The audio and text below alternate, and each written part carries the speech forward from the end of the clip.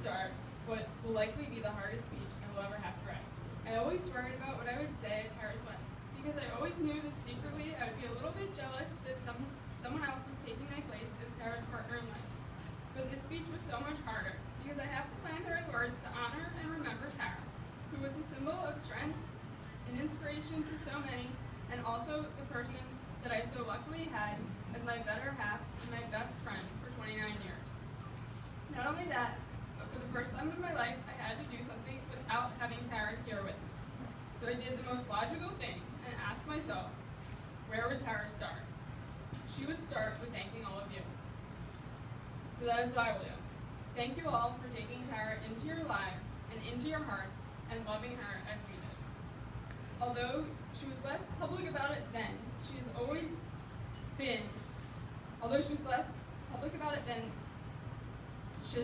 the past 16 months. Tara has always been hysterically funny, overly generous, and stronger than anyone I know. I cannot tell you how many times I was asked, how is Tara really handling all of this? Or is she really as funny about this stuff in person as she is on her blog? The truth is that Tara was even more amazing in how she handled everything in her day-to-day. Every conversation, text message, and comment she made had the same insane positivity and humor she had on her blog, with a little less filtering, if you can imagine that.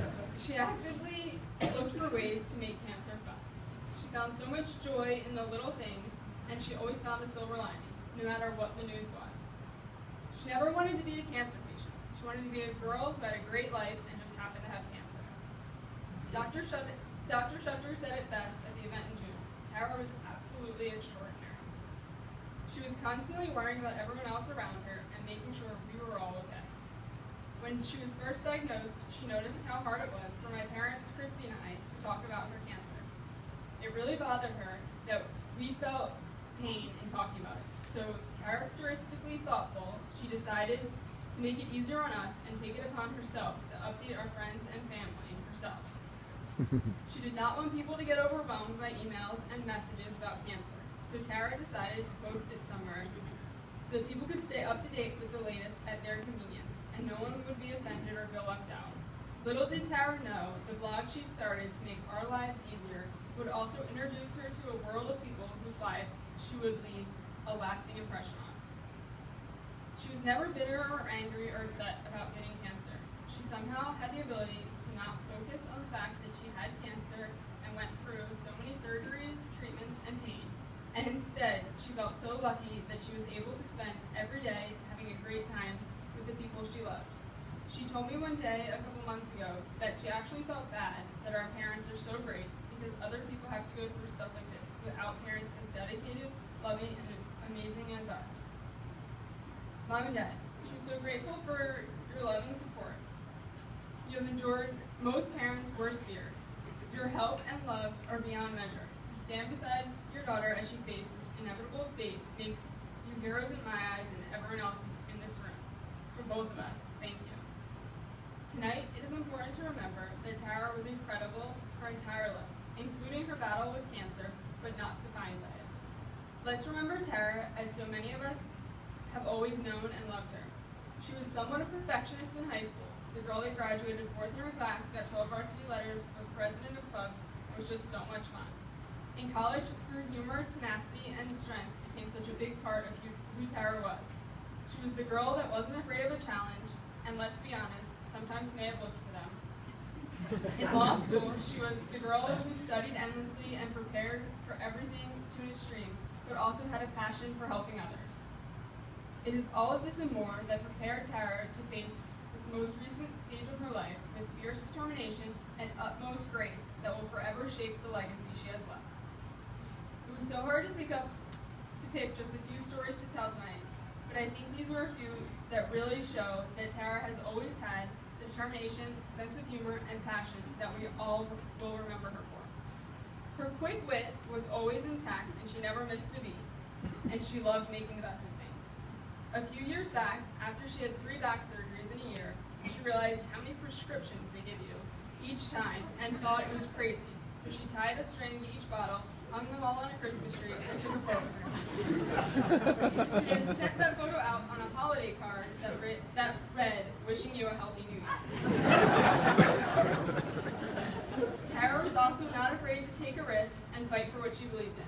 When we were in 8th grade, the teachers chose who was allowed to run for student council elections. Tara was not selected to run, but knew she would be a good candidate and did not really believe in the system of teachers deciding who to run. So she did what any normal 8th grader would do and launched a campaign as a write-in candidate. She argued to the school principal that she should be included in the candidate speeches.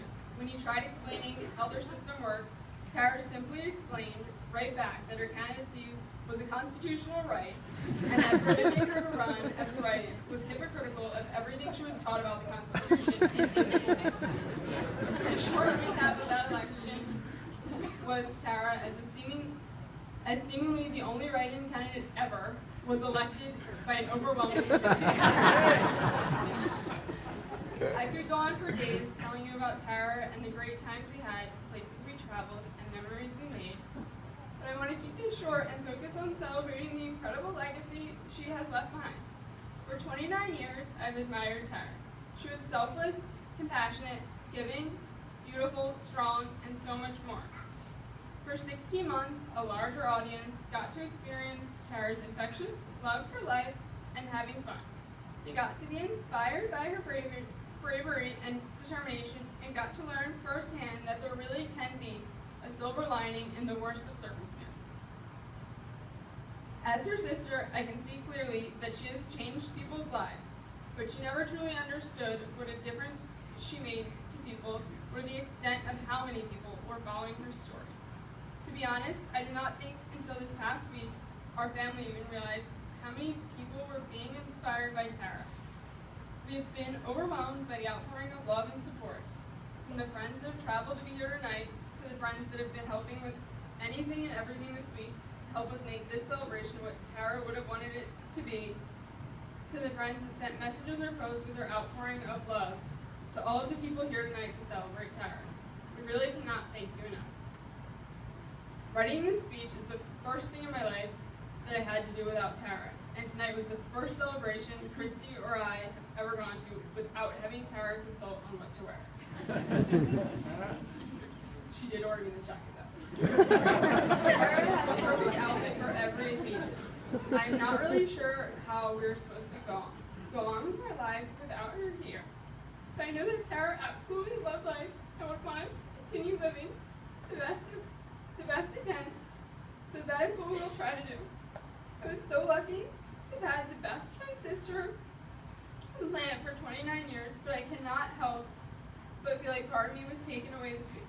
She wasn't just my sister, she was my other half and my best friend, and I will miss her forever, but in the spirit of celebrating Tara, I feel like I should look at this through a positive lens and be thankful that I, in her words, hit the twin jackpot and had the best twin in the world.